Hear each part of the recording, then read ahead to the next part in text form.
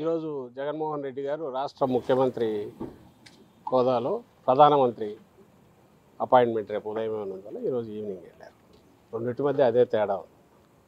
ఈయన రాష్ట్రాన్ని రిప్రజెంట్ చేస్తున్న ముఖ్యమంత్రిగా ఈయన వెళ్ళారు అఫీషియల్ దీని మీద. ఆయనేమో తన రాజకీయ పనుల కోసము తన వ్యవహారాల కోసం ఆయన పోయినట్టు తేడా. బీజేపీకి టీడీపీకి పొత్తు అని చర్చ జరుగుతుంది. ముగ్గురు కలుస్తారు, మళ్ళీ జనసేన టీడీపీ బీజేపీ అనేది విస్తృతంగా ప్రచారం జరుగుతుంది. ఈ ఈక్వేషన్స్ని ఎలా చూస్తాము? అది అంటే బలహీనత ఏ స్థాయిలో ఉంది, చంద్రబాబు ఎంత బలహీనంగా ఉన్నాడు, లేదా ఆయన పార్టీ తెలుగుదేశం పార్టీ ఎంత బలహీనంగా ఉంది అనే దానికి అంతకుముందు ఆయన పొత్తుల కోసం A to Z అన్ని పార్టీలు ఏదర్ నైతికంగా స్ట్రైట్గా కానీ ఇండైరెక్ట్గా కానీ పరోక్షంగా కానీ పవన్ కళ్యాణ్ గారితో మొదలుపెట్టి చేసుకుంటున్న వ్యవహారం ఇప్పుడు బీజేపీతో కూడా పోయి ఏదో ఒక రకంగా వాళ్ళతో పొత్తు పెట్టుకోవాలని చూసుకోవడంలో ఆయన బలహీనత బయటపడుతుంది. అది బలం అనుకుంటే ఏం హెల్ప్ చేయలేదు. బలం అంటే నిజంగా పొత్తుల కోసం తను వెంటబడాల్సిన అవసరం. ఓ బలహీనమైన స్థానం నుంచి ఓ వెంటిలేటర్ మీద ఉన్న పార్టీ బింకంగా ప్రజల దృష్టిలో ఓ బలమైన దీనిగా కనపడడం కోసం చేస్తున్న డెస్పరేట్ అంటే నిస్పృహతో కూడిన ఒక ప్రయత్నంగా కనిపిస్తుంది చంద్రబాబు నాయుడు చేస్తున్నది. షర్మిల గారు అనేక వ్యాఖ్యలు చేశారు. డిఎస్సి 6,000 పోస్ట్ చేయడం ఉంది, నిరుద్యోగుల్ని మోస చేయడమని, అదేవిధంగా స్పెషల్ స్టేటస్ సంబంధించి పోరాడట్లేదని విమర్శలు చేస్తా ఉన్నారు. ఎలా చూస్తున్నారు కాంగ్రెస్ చేస్తున్న వ్యాఖ్యలు? టీడీపీ ఆఫీస్లో చంద్రబాబు నాయుడు స్క్రిప్ట్ ఏది ఉందో అది ఆమె చదువుతున్నారు. దానికి ఒక ప్రత్యేకమైన ఇది, ఎందుకంటే ఈ రాష్ట్రంలో ఆమె ఉన్నది లేదు, సమస్యలను ఆకలింపు చేసుకున్నది లేదు. 10 రోజులు 15 రోజుల క్రితము ఇక్కడ అడుగు పెట్టిన రోజు నుంచి చంద్రబాబు నాయుడు కానీ పవన్ కళ్యాణ్ కానీ ఏం మాట్లాడుతున్నారు అదే మాటలు ఇంకొంచెం అగ్రెసివ్గా మాట్లాడడం అనేది ప్రాక్టీస్ చేసినట్టున్నారు, అదే చేస్తున్నారు. దానికి ఏమి విమర్శ అంటే చంద్రబాబు నాయుడు ఏం మాట్లాడిస్తున్నాడు అవి మాట్లాడుతున్నప్పుడు దానికి ప్రత్యేకంగా సపరేట్గా ఇచ్చేయాల్సిన రిప్లై ఇవ్వాల్సిన అవసరం ఉందని కూడా అనుకోవట్లేదు. ఎందుకంటే కాంగ్రెస్ పార్టీగా కాంగ్రెస్ ఉనికి లేదు. ఆమెకు సంబంధించినంత వరకు ఒక అద్దె మైక్ లాగా ఇక్కడ వచ్చి షర్మిలమ్మ గారు మాట్లాడుతున్నారు. అది చంద్రబాబు నాయుడు ఏమనాలనుకుంటున్నాడో అవన్నీ ఆమె గొంతులో వచ్చి వస్తున్నాయి. దానికి ఏదైనా ఇస్తే ఆయనకు రిప్లై ఇవ్వడం ఇస్తున్న దాంట్లోనే దీనికి సమాధానం ఉంటుంది. చంద్రబాబు నాయుడు ఇస్తున్న రిప్లై. ఇండియా టుడే సర్వే కొద్దిసేపు క్రితం రిలీజ్ అయింది. 17 ఎంపీ సీట్లు టీడీపీకి, 8 మాత్రం మీ పార్టీకి వస్తాయని చెప్పి ఒక సర్వే ఏం చెప్తారు? అది సీ ఓటర్ అనే సంస్థ చేస్తున్నది. ఆ సంస్థ గతంలో కూడా 2019లో కూడా ఐ థింక్ మార్చిలో చేసిన దాంట్లో 35% ఓటు మాకు, 41-42% టీడీపీకి ఇచ్చినట్టు గుర్తున్నాం. అలాగే 15 సీట్లు టీడీపీకి, 10 సీట్లు మాకు ఇచ్చినట్టు గుర్తు. ఇంకొక అడుగు ముందుకేసి ఎగ్జిట్ పోల్ అంటే అది ఫైనల్ ఇదేయాక ఆ రోజు ఇచ్చిన దాంట్లో మాకు 11, టీడీపీకి 14 ఇచ్చినట్టు నాకు గుర్తు. ఇంకా దాని విశ్వసనీయత, ఎందుకంటే రిజల్ట్ ఏందనేది అందరికీ తెలిసిందే. 22 మాకు వచ్చాయి, 3 టీడీపీకి వచ్చాయి ఆ రోజు. అలాగే ఓట్ పర్సెంటేజ్ మాకు వచ్చింది 50%, 49.1 50% మాకు వచ్చింది. వాళ్లకు ఐ థింక్ 7 or 8% తేడా ఉంటుంది. దానికి గుర్తులేదు.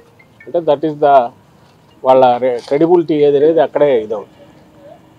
రెండవది అలా అంటే మీరు అనొచ్చు, మరి మిగిలిన సర్వేలు మీకు అనుకూలంగా ఉంటే ఇదవుతున్నారు కదా.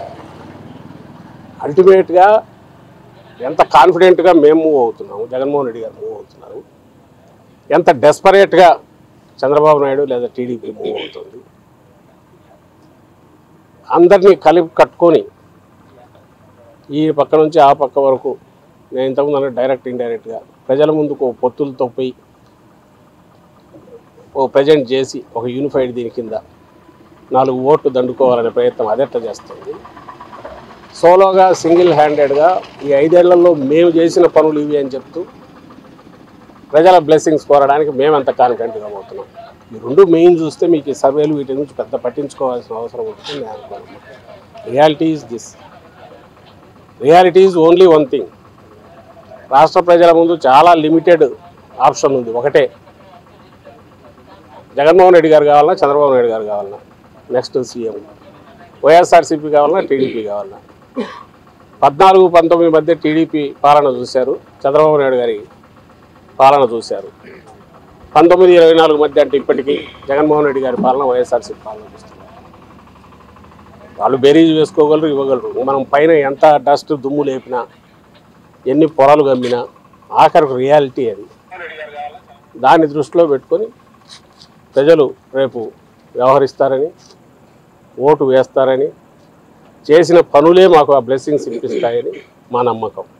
బీజేపీ నాని తిట్టిన చంద్రబాబు మళ్ళీ పోయి బీజేపీ నేతలు కలవడానికి అది ఆయన ఆన్సర్ ఇవ్వాలి. పైగా ఈయన డెస్పరేట్గా పోయి వాళ్ళు ఈయన పొత్తు కోసం వెంపర్లాడుతున్నట్టు బిల్డప్ వాళ్ళ పత్రికల్లో. వీళ్ళు పెద్ద ఇష్టపడట్లేదు పాపం, వాళ్ళకు భాష రాక కాబట్టి ఢిల్లీలో అమిత్ షాకు వాళ్ళకి అర్థం కాదేమో. ఇక్కడ ఆ పార్టీ బీజేపీ పార్టీ నాయకులకు గొంతు లేదో, లేదా గొంతు అంతా అద్దెమైకులు అంటే చంద్రబాబు మనుషుల చేతిలోనే ఉన్నందువల్ల వాళ్ళు ఏమనలేకపోతున్నారు. కానీ పాపం ఇంత బతికిన బీజేపీకి ఎంత అవమానం అనిపిస్తుంది. నిన్న ఈరోజు పత్రికల్లో చూస్తే వాళ్ళు వెంబడి పడితే చంద్రబాబు పోయినట్టుంది, కానీ యాక్చువల్ సీన్ రివర్స్ ఉంది. మీరు గమనించి ఉంటారు. ఆయన నిన్న హడావుడిగా పోయినాడు, అక్కడే ఉన్నట్టున్నాడుగా, ఎవరెవరితో మంతనాలు జరుపుతున్నాడు.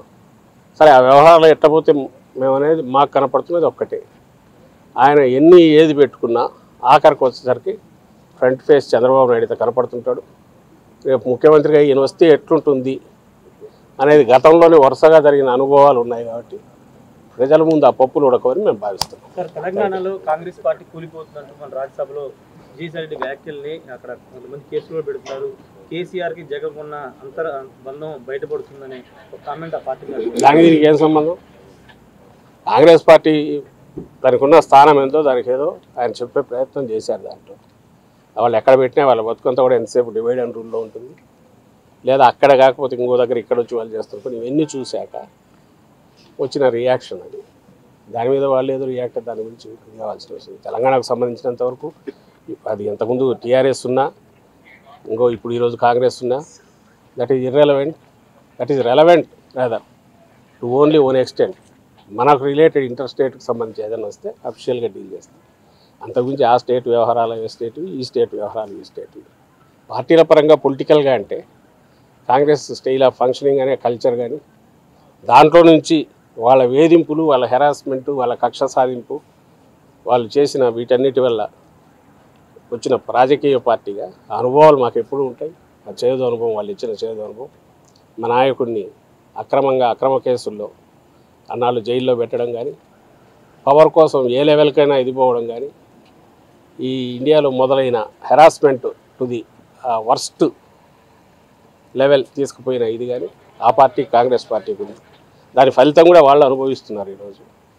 ఈరోజు జీరో అయింది కాబట్టి దాని గురించి పెద్ద మాట్లాడుకోవాల్సిన అవసరం లేదు. కానీ ఎవరైనా కామెంట్ చేస్తే ఇగో ఈ అనుభవాల వల్ల వీటి వల్ల దాని మీద కామెంట్ చేసి ఉండొచ్చు.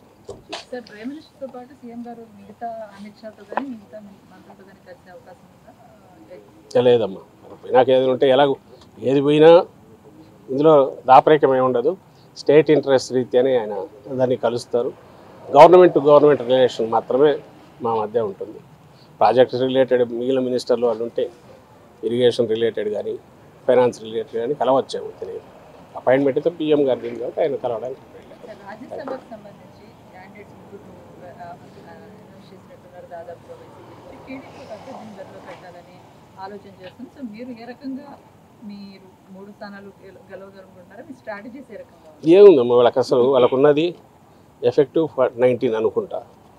ఒకవేళ మా 18 గంట అయిపోయి 18 ఒక 4 మా దగ్గర నుంచి వాళ్ళు పోయిన ఇప్పుడు డిస్క్వాలిఫికేషన్ ఇది ఫేస్ చేస్తున్న 4 ఉన్నారు. ఓన్లీ అది తీసుకున్నా 18+4 అంటే 22. వాళ్ళకి 20, 22, 20 దాకా కావాలేమో నాకు తెలిసి. రఫ్గా నాకు పూర్తి ఫాలో కాలే. కానీ అసలు ఎక్కడి నుంచి వస్తారు వాళ్ళు? అసలు ఆలోచన చేయడమే అనైతికం. ఒకవేళ వాళ్ళు చేస్తే ఏదో 4, 5 ఉన్నాయనుకుంటే కక్కుర్తిపడి ఈ మధ్య మేము సీట్లు చేంజ్ చేస్తే ఎవరెవరు వేయచ్చను దాని వాళ్ళ ఆశలు పెట్టుకుంటే పెట్టుకోవచ్చు. 20 ఓట్లు ఎట్ట తెచ్చుకుంటారు? 20 ఓట్లు 20 ఓట్లు ఆశలు. ఆ ప్రయత్నం చేయడం అంటే హార్స్ ట్రేడింగ్కి ఏదన్నా డోర్స్ ఓపెన్ చేయాలి, ఇంకో ప్రయత్నం చేస్తే డెస్పరేట్గా ఉంటుందేమో. కానీ అంత గ్యాప్ ఫిల్ చేయడం వల్ల కాదు. కాబట్టి ఎవడైనా తలమాసిన దిక్కుమాలని ఆలోచన చేసి వీళ్ళు ఎవడైనా బకరాన్ని పట్టుకొచ్చి తీసుకొచ్చినా వాడి చిలుము వదలడం తప్ప ఏమి వేరే ప్రయోజనం ఉంటుంది అయితే మేము అనుకోవట్లా.